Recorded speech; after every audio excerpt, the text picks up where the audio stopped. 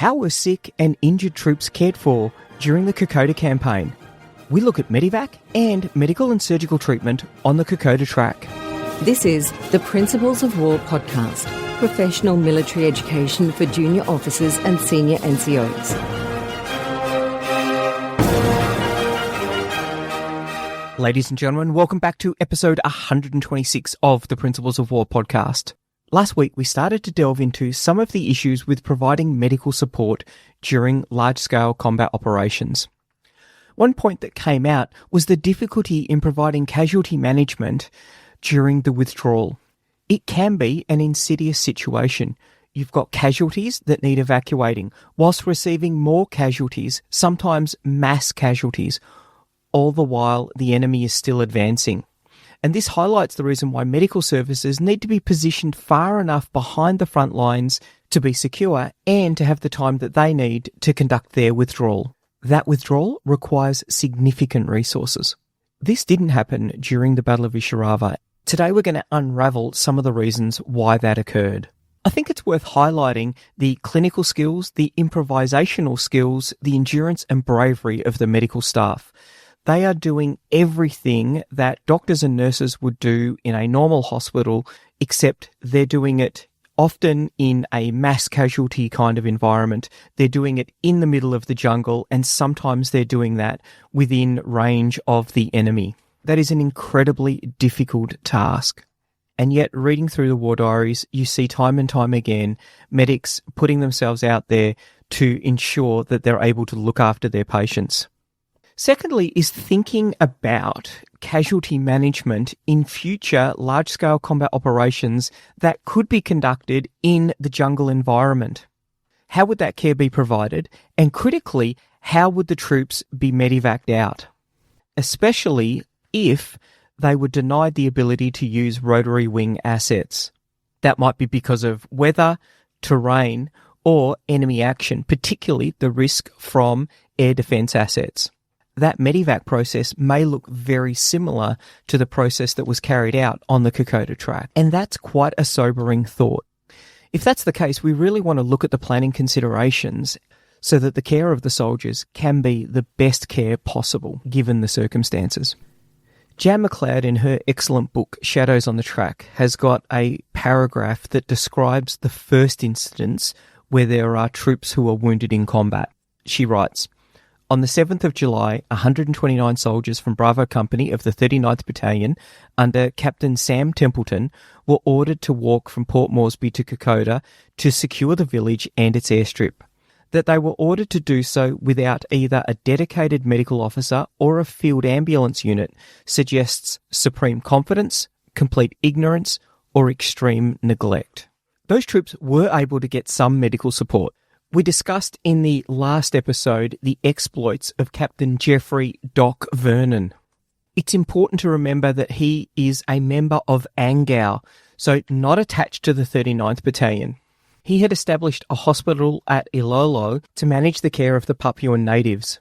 He travelled on foot from Ilolo to Duniki to offer his services to the 39th Battalion when he heard that they were there and without medical support. He married up with the lead elements of the 39th Battalion on the 29th of July, reported to the CO, Lieutenant Colonel Owen, and immediately began providing medical support to the troops. On the 23rd of July, Charlie Company of the 39th was ordered to move to Kokoda, and it was accompanied by the regimental medical officer, Captain Shearer. There was also a detachment of the 14th Field Ambulance, comprising Captain William McLaren and 5 other ranks. They were sent to Kargi, south of Templeton's Crossing, to set up a medical dressing station. This was the only medical support that the battalion would have until the 8th of September, when they were relieved by the 2nd 6th Field Ambulance. This situation, which is certainly not ideal, has come about because of a confluence of circumstances. Firstly, and as always, we see the speed with which the Japanese are moving. They're well and truly within the Australians' OODA loop, and they're landing unexpectedly and heading towards Kokoda. Secondly, we've got the commander of New Guinea Force, Major General Basil Morris, probably failing in his appreciation of the terrain, not understanding the importance of Kokoda. Otherwise, he probably would have sent more troops than just the Papuan Infantry Battalion, which he'd had up there in the first place. There was also a lack of strategic imagination within land headquarters. They'd been preparing for Defence of Australia and had struggled to divine how they were going to manage the defence of Papua and New Guinea. It was from higher headquarters that Morris received the imperative around the importance of Kokoda in general and the airstrip in particular. The airstrip was the key terrain, and it may have been the decisive terrain of the campaign. The main thing holding back the operational importance of the airfield was the fact that there was no formed road leading to it. It wasn't near a beach. So anything that was going to be brought in to improve the airfield had to be flown in, and that is logistically difficult. There was no easy way to build up a reserve of fuel or ammunition. It would all have to be flown in. For Kokoda to be that decisive terrain, there were two critical requirements. They're both fairly obvious. The first was actual retention of the airfield and the village, and secondly, there was the requirement for aircraft. The first Battle of Kokoda was fought over the 28th and 29th of July, and the battalion was forced to withdraw to Dunedin. It was briefly reoccupied between the 8th and 9th of August by Alpha Company, but it too was forced to withdraw again. So now we're going to look at the integration of the medical plan into the tactical plan.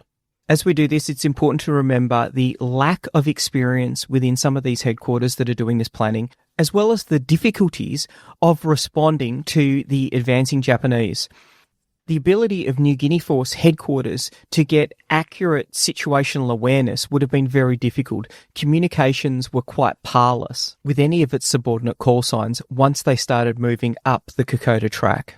There was significant pressure from above to retake Kokoda, and by above I mean coming from MacArthur himself, and we're going to look at that because it does have significant impact for the troops on the ground.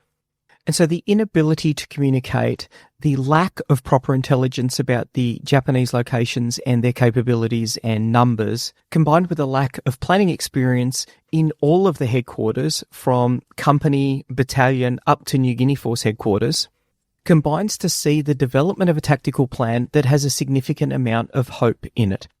Hindsight's always 20/20. However, hope is not a task verb, and when it is used, there should be some risk management. How does the enemy's most dangerous course of action impact your plan? We should always be looking at the impact of the enemy's most dangerous course of action and then have mitigations in place to minimize the impact of that. If the mission is to retake Kokoda, then the most dangerous course of action that the Japanese could have taken was that they could concentrate on Kokoda in such numbers that the Australians would be unable to achieve the combat power ratios to evict them. What actually happened was the Japanese were able to get so many troops into the AO that the Australians were unable to stop their advance. The medical plan was still under development on the 28th of August. This is during the Battle of Isurava. So whilst the 39th Battalion is continuing to take casualties, and on top of that, we've now got the 2nd 14th and 2nd 16th, and they are unable to stop the advance of the Japanese as well. While all of this is happening, the medical plan is still being developed, and it's a doozy. So I'll read a small excerpt from the official history. A medical plan was adopted to fit into the general tactical plan by which the capture of Kokoda was envisaged, together with the cutting of Japanese communications between Kokoda and Oivi. Medical evacuation to suit these tactics was therefore planned on the unusual method of sending patients forward instead of rearward, so that they might be transported to bases by air from Kokoda. The 2nd 14th and 2nd 16th Battalion casualties would thus be taken by regimental stretcher bearers to the forward posts and thence by native carriers to the regimental aid posts. It will be seen that this plan could be fully implemented only if Kokoda was captured from the Japanese. This explains why the casualties were held so close to the front lines. When we look at the tactical picture, we see that the 2nd 14th and 2nd 16th Battalions have just joined the 39th and 53rd Battalions. However, when we looked at their combat performance, we saw that it wasn't as good as what New Guinea Force headquarters was expecting, and that was because of the fact that they hadn't been trained to fight in the jungle. Coming straight from the desert into the jungle makes for a very, very difficult transition because it is fundamentally different combat. The withdrawal from Isurava would now force the medical staff to adopt a traditional rearward patient evacuation process. This was going to be done with very limited resources and very limited time.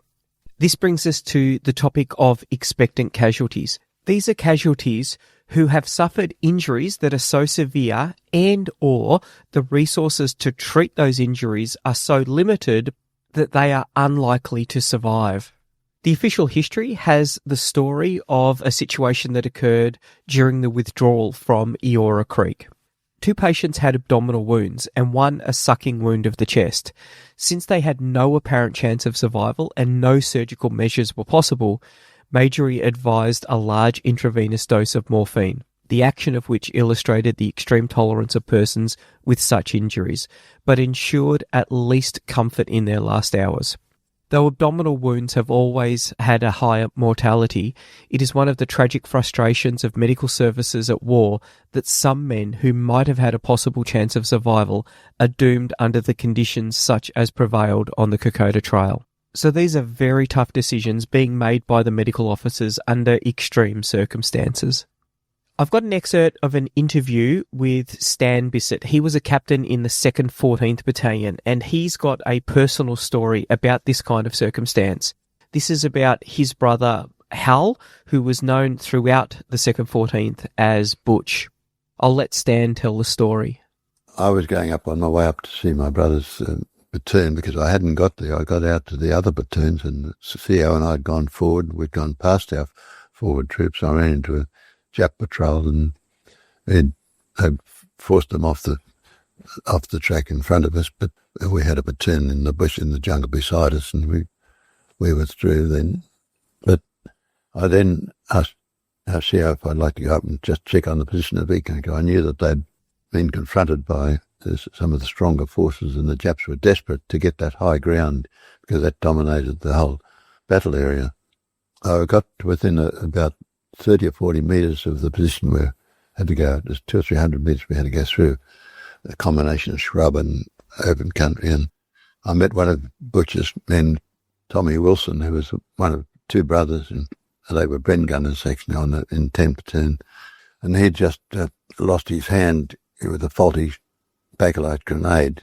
The tape hadn't come off properly and it had blown off in his hand. He'd lost his hand, so I had to just stop and bind it up and then he was disoriented. He didn't know where the RAP was, so I take him back to the RAP to the dock. And when I got there, Colonel Key and to receive orders from Potts that we were to withdraw that night to a position just south of the rest house, which was back towards Lola, getting back towards Lola.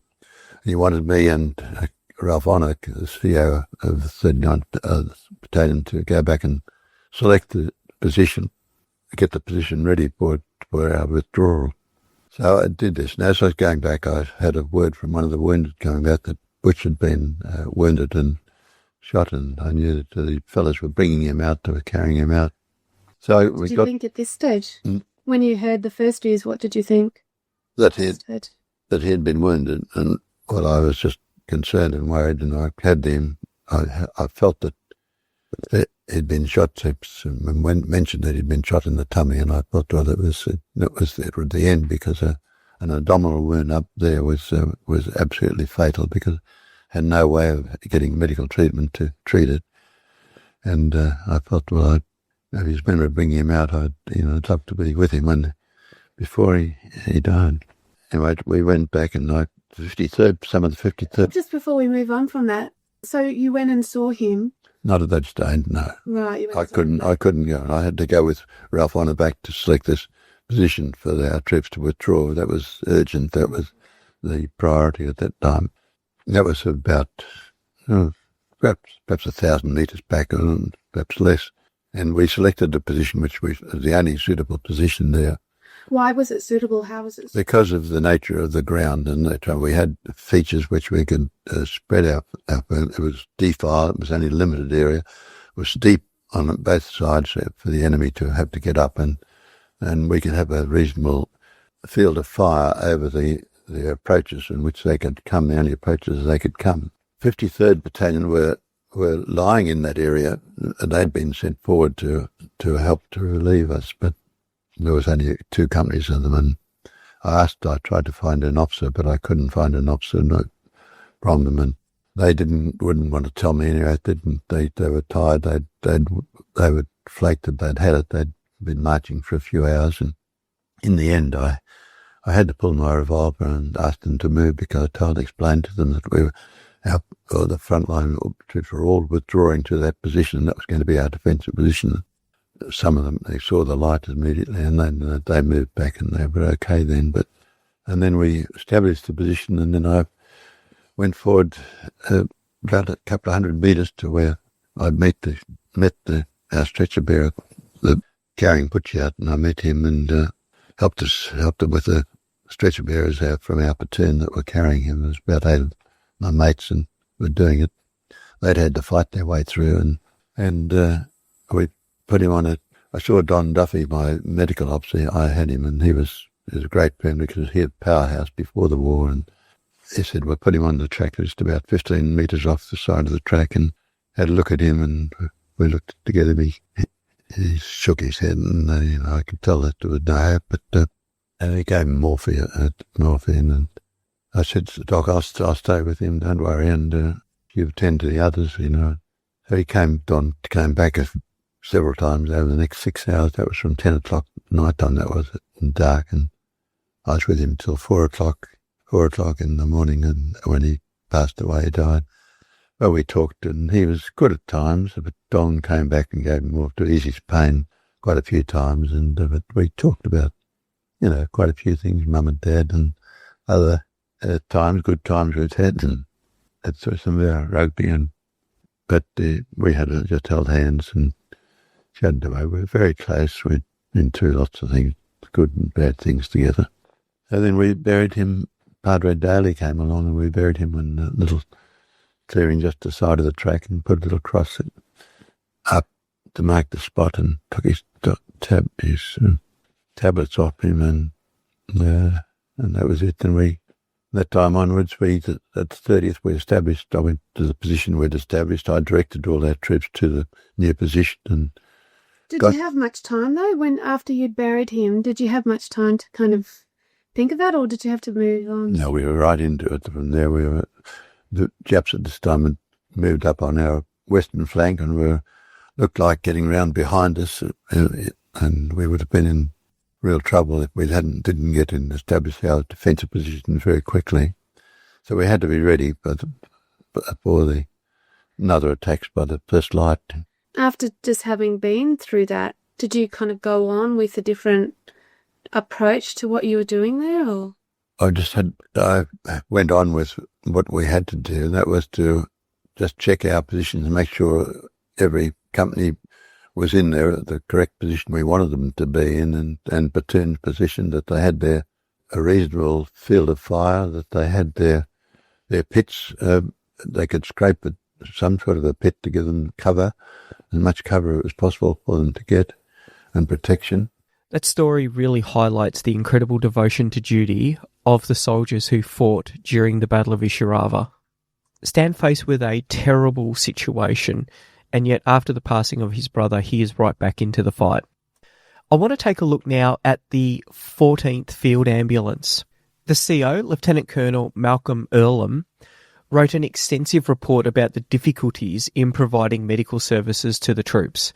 It was the 14th Field Ambulance that was the first up the Kokoda Track. And as such, they were the tip of the spear when it came to supporting the troops in the field. The 14th was a militia unit. Because they were a militia unit, they hadn't seen combat yet, and so were relatively inexperienced, and they were also fairly poorly equipped. They disembarked at Port Moresby on the 3rd of June 1942. But they had no vehicles, and there were no attached Australian Army Service Corps personnel. These would have been their drivers and their cooks. None of the medical officers had any experience in the management of tropical diseases. And now that they were in the tropics, that was going to be a fundamental part of their work. So straight after disembarkation, 2 were detached to the camp hospital in Port Moresby so that they could get experience in managing predominantly malaria. There was a staffing shortfall within the field ambulance. Another doctor was sent to the infectious diseases hospital. And a recent change in the establishment of the field ambulances meant that one medical officer in each of the forward companies was converted to a bearer officer. Field ambulance staff were also required to fill the gaps that had been left by the departure of the female army nurses from the hospital at Port Moresby. On the 19th of February 1942, Japanese aircraft bombed Darwin. One of the ships that was attacked was the first Australian hospital ship Manunda. 12 people were killed on the hospital ship, and one of them was Sister Margaret Augusta de Mestre of the Australian Army Nursing Service. Her death would see the withdrawal of all of the female nurses from Darwin and also all of the female nurses from Port Moresby. There were 6 who had been working at the hospital at Murray Barracks. Earlham would later write a report about the provision of medical services, and it was a wide-ranging discussion about medicine, but it also highlighted 7 key areas of concern in the provision of medical support. They were the conduct of waifs and strays, the incidence of accidental wounds, supply problems, the composition of medical detachments, the rate of sickness among the soldiers, the collection and evacuation of the wounded, and the protection of non-combatant medical units. Firstly, we've got the management of the waifs and strays. A waif is a homeless, neglected or abandoned person, especially a child. There shouldn't be any of those on the Kokoda Track. What Earlham is euphemistically referring to is the malingerers and deserters. These were soldiers who arrived at the aid posts without any authorisation. Many of the soldiers exaggerated or fabricated the impact of their diarrhoea. But as one of the doctors noted, it was difficult and often impossible to prove one way or the other, especially with the limited conditions and large number of casualties that many of the doctors were trying to treat. We're not going to condemn the individual conduct of soldiers because it's important to remember that many of the militia troops had already been in Papua for over 6 months.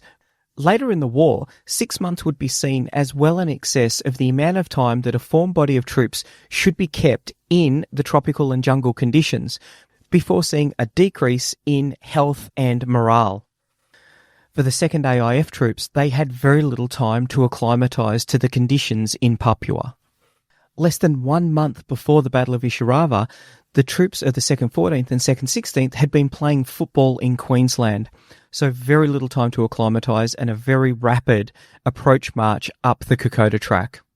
Some soldiers would walk out of the front line, bypass their RAP and other medical posts in an attempt to get themselves evacuated. For those troops advancing towards the Japanese, there would be inevitably some stragglers. They would drop out of the march at an advanced dressing station, looking to be evacuated back. The problem was that there were no provost marshals on the Kokoda Track. There was no one to get the soldiers to continue moving. There was no one to give them direction. This was left to the medical officers, and they had no authority nor any means by which to enforce any of the orders given to the soldiers. Earlham wrote that because there was no one with the authority, some soldiers spent much of their time in this part of the campaign wandering up and down the line between staging posts, and the situation was not rectified during the withdrawal. For some of the soldiers, the lack of conditioning that they had received, in conjunction with the incredibly arduous conditions and the psychological strain of being in a jungle combat area, saw them resorting to self-inflicted wounds as a means of getting themselves out of this parlous situation.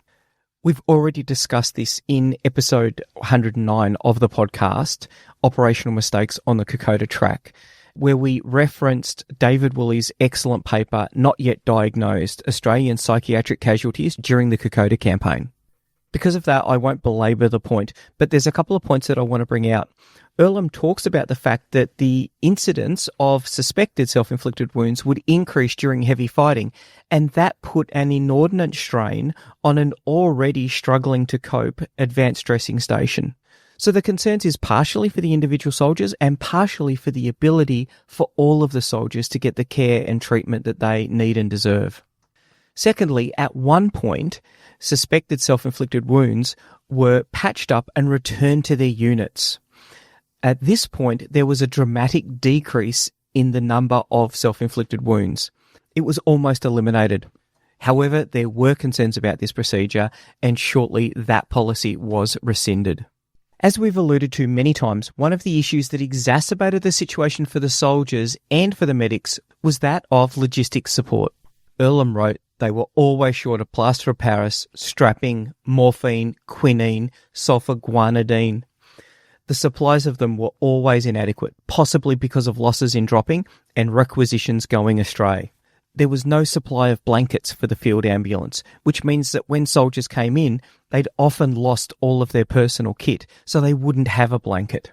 For them, high up in the jungle, the wetness and the coldness added to the misery of the disease, the injuries and the wounds that they had suffered in the jungle. Practically at no time was there an adequacy of stores, mainly due to the nature of the action, misunderstanding as to the requisition, stores lost in scrub and swamp, and breakages due to dropping. Requisitions from the front were for quantities urgently required.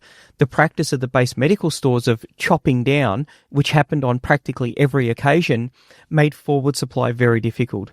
On reordering, the balance of the original requisition was forwarded, showing no acute shortage at base. It was found necessary quite frequently to break into battalion reserve RAP stores to enable us to carry on. The breakages that he referred to was because they were trying to airdrop supplies into places like Myola. Airdrops in support of Australian troops had first been used at the Battle of Hamel in 1918. And yet, despite the intervening 44 years, it doesn't look like there'd been a lot of advancement in the techniques and procedures for parachuting supplies into troops. It was clear that there was a lack of experience in using parachute as a mechanism for supply. Some of the initial techniques used were very haphazard and highly likely to fail. Glass bottles with no protective wrapping were dropped in sacks. Often entire requisitions were lost because the aircraft would drop it in a location that had already been abandoned by the Australians. Some of the equipment they did receive was just no good when used in the jungle. Both the standard Thomas arm splint and the army stretcher were far too cumbersome for use on jungle tracks. As usual, as Australians are so good at doing, the troops of the field ambulance innovated. As much of the detritus of the battlefield as possible was recycled. Objects such as bully beef tins and helmets were used to create cooking utensils, water containers, and even bedpans. Not only do we see that some of the equipment is inappropriate for use in the jungle, but there isn't enough of the medical logistics supplies that is required for the number of casualties that are being taken, and there aren't enough officers trained in the management of medical logistics. The first half of the Kokoda campaign is a withdrawal in very arduous terrain. We are seeing here just how difficult the provision of those essential combat service support roles, such as medical support for troops, how difficult this is in the withdrawal.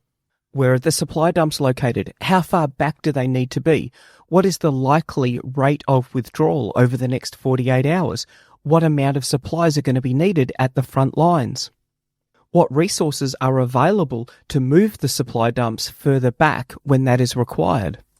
The management of these dilemmas as best as possible requires a well-functioning headquarters, ideally one with significant combat experience and that is able to effect command and control ably across all of the forces with which it commands. I don't think that we had this at Isurava. Brigadier Potts had come to Port Moresby as the commander of the 21st Brigade. He replaced Porter as the commander of Maroubra Force on the 23rd of August. The Battle of Isurava commenced on the 26th of August.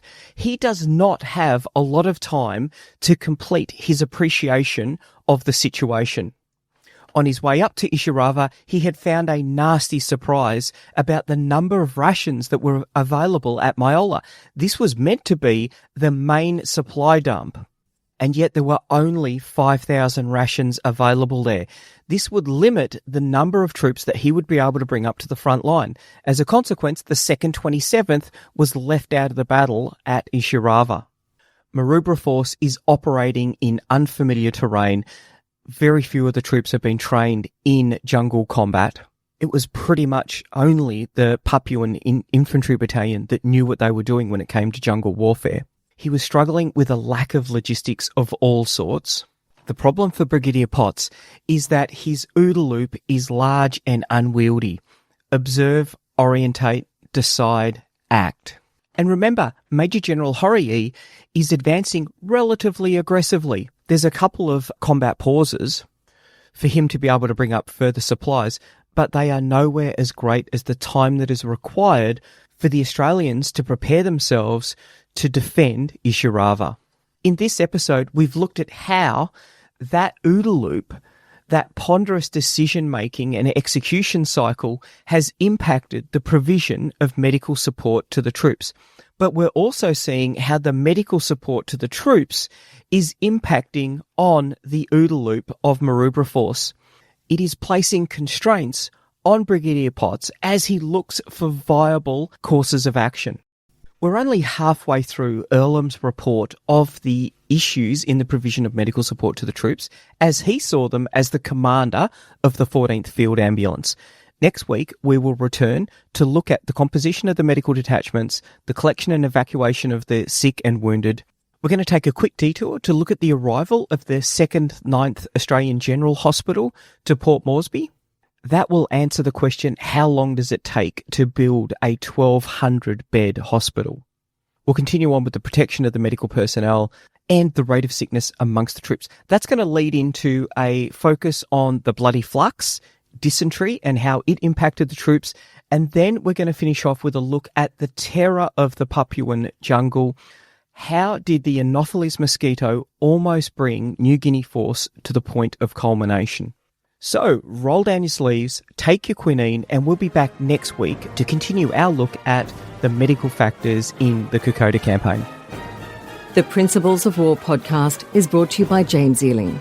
The show notes for the Principles of War podcast are available at www.theprinciplesofwar.com for maps, photos, and other information that didn't make it into the podcast. Follow us on Facebook or tweet us at Surprise Podcast. If you've enjoyed this podcast, please leave a review on iTunes and tag a mate in on one of our episodes. All opinions expressed by individuals are those of those individuals and not of any organisation.